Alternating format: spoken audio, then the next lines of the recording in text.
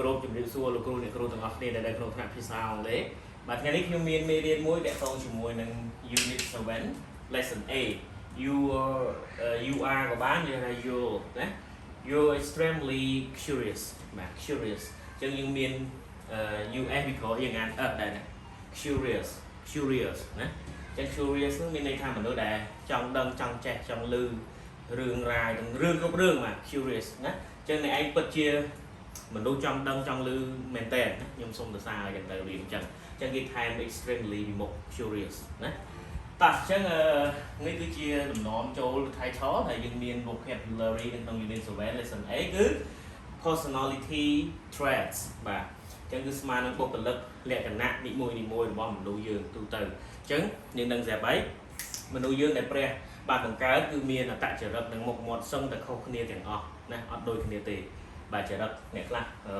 mình khoai khoang này là khoai khoang này là chui chân xong những từ này là chui chân và co rương màu và luộc nền tinh tốt đạt nền bay buôn được bong người dân từ nó cứ chia personality trait và bọc cồn mà nè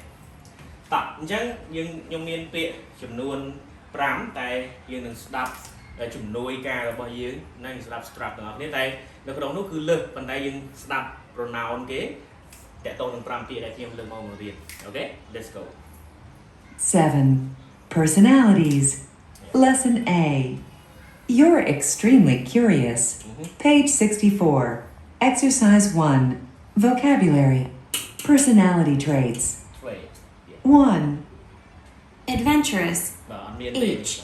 I love trying new, exciting activities. 2. Ambitious. C. I set high goals for myself.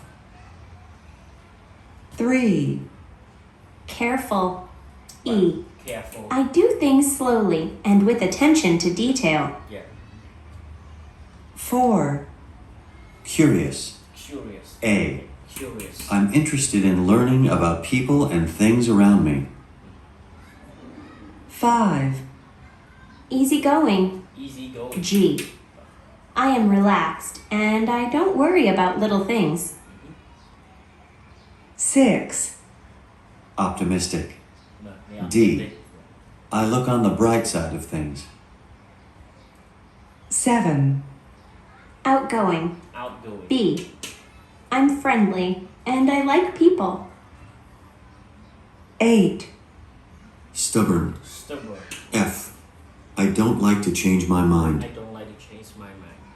Bà chẳng structរបស់យើងគឺបានអានដល់ជាភាសាដើមរបស់ជនជាតិគេហើយសង្ឃឹមថាអ្នកនរនឹងស្ដាប់ហើយយើងអាច pronoun ឬក៏ intonation ទៅតាមពាក្យនីមួយៗបាទតោះឥឡូវយើងអានជាមួយនឹង teacher ហើយយើងមើលអត្ថន័យរបស់គេណា the meaning ចឹងយើង match តែ teacher កុំឲ្យអ្នកនរគ្នាពិបាក teacher match រួចហើយបាទគូកង letter រួចហើយណាតោះអញ្ចឹងយើងមើលទៅលើ careful បាទ careful ថ្នាក់ពាក្យវាគឺជា adjective ចឹងទាំងអស់នេះគឺជា adjective ដែលមានន័យថាជាគុណនាមណាសម្រាប់ទៅ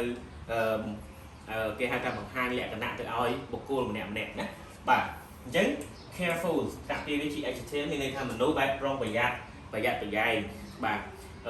មានន័យថាគាត់ធ្វើអីមួយគាត់មកចត់អញ្ចឹងទៅស្តៀងជាមួយនឹងគេហៅថា seriously ដែរអញ្ចឹង teacher សូមស្មាច់ទៅ letter C អញ្ចឹងយើងមើលអានអត្ថន័យទាំងអស់គ្នា I do things slowly and with attention to detail ចឹងមានថាគាត់ធ្វើអ្វីគ្រប់យ៉ាងហ្នឹងបែបយឺតគាត់គិតហើយគិតទៀតម្ដងហើយម្ដងទៀតជាមួយនឹងការផ្ដោតអារម្មណ៍ចំពោះការបង្ហាញពីទិន្នន័យទាំងអស់vàផ្ដោតអារម្មណ៍យកចិត្តទុកដាក់ទៅលើរឿងរ៉ាវដែលគាត់គិតហ្នឹងឯងចឹងគេហៅថាមនុស្សប្រុងប្រយ័ត្នឬក៏ប្រយ័ត្នប្រយែងទៅលើរឿងរ៉ាវទាំងអស់ណាមួយណាចឹងឃើញព្រះអង្គបង្កើតមកមនុស្សមានរូបរាងផ្សេងគ្នាហើយមានអត្តចរិតខុសគ្នាទៀតណាគេហៅថា careful បាទចឹងយើងមើល number 2 easy going ណា easy going adjective ដែរជាមនុស្សម្នាក់ដែលគិតអីងាយអត់ចូលចិត្តស្មុគស្មាញដោយមនុស្សខាងលើទេណាអត់ដូចជា personality ខាងលើទេអញ្ចឹង letter E ក៏លេខមើលទាំងអស់គ្នា E I am relaxed បាទ and I don't worry about little thing អញ្ចឹងមានន័យថាខ្ញុំចូលចិត្តផ្ដោតអារម្មណ៍សប្បាយ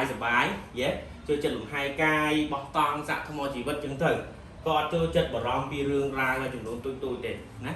បាទទោះជាគេកឹបកេលើគាត់គាត់មិនសូវខ្វល់ដែរណាតោះយើងទៅមើលអត្តចរិតទី3 và outgoing ណា outgoing outgoing ចឹងគឺ adjective ដូចគ្នាគឺរុះរាយតែមនុស្សខ្លះគាត់ទៅចូលទៅដល់ក្នុងថ្នាក់ហ្នឹងគឺមានគាត់ហេមកមុនគេហ្មងសួស្ដីអូនសុខសប្បាយអត់ចេះចឹងទៅ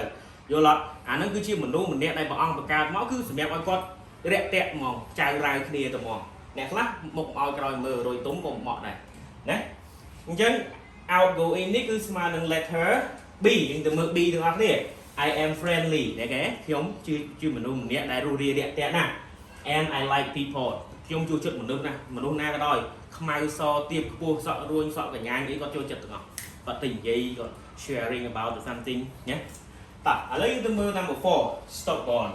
stubborn adjective ដែរគឺបង្ហាញពីភាពរឹងរូសជាមនុស្សម្នាក់ដែលរឹងរូសគេប្រាប់ថាអូនណាទូរស័ព្ទ iPhone ហ្នឹងក្តៅស៊ីថ្មទៀតតែគាត់ថាខ្ញុំស្រឡាញ់ខ្ញុំអត់ចង់ផ្លាស់ប្ដូរកំណត់ខ្ញុំផងខ្ញុំទៅទិញ iPhone ទៀតអាហ្នឹងគេហៅថាបាទ letter D វាឈ្មោះដាក់ D យើងទៅមើល D ទាំងអស់គ្នា I don't like to change my mind ខ្ញុំអត់ចូលចិត្តផ្លាស់ប្ដូរគំនិតទេតែខ្ញុំស្រឡាញ់អីស្រឡាញ់ហ្នឹងឯងទោះជាអ្នកណាថាអីក៏អញ្ចឹងដែរណាក្លៀនឆ្ងាញ់ស្រឡាញ់ល្អចូលមកដល់ number 5 the last word គឺតកតងជាមួយនឹង curious បាទ curious គឺស្មើនឹង adjective ដូចគ្នាចង់ដឹងចង់ឮចង់ឆ្ងល់ចង់ចេះបាទគេហៅថាមួយទៀតគេហៅថាមនុស្ស curious ហ្នឹងណាគេចង់ចេះសម្រាប់អាចារ្យចង់បានផ្លែផ្កាយកលឹងដុតគល់អញ្ចឹងជាមនុស្សម្នាក់បែបហ្នឹងអញ្ចឹង teacher សូមដាក់ letter A គឺ am ឬក៏ I am ណា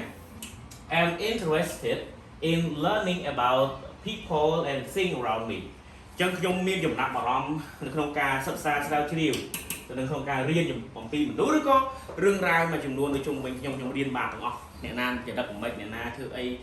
ទូរស័ព្ទនេះប្រើមិនអញ្ចឹងទៅអញ្ចឹងគេហៅថា curious អរគុណច្រើនអញ្ចឹងមេរៀនរបស់ teacher គឺមានតែ5ពាក្យនេះហើយយើងមានអត្ថន័យប្រហែល5ដែរយើងមានពី letter A រហូតដល់ letter E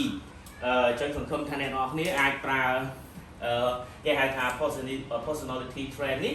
សម្រាប់ការប្រើប្រាស់ប្រចាំថ្ងៃអរគុណច្រើនសូមព្រះប្រទានពរជួបគ្នាសប្តាហ៍ក្រោយ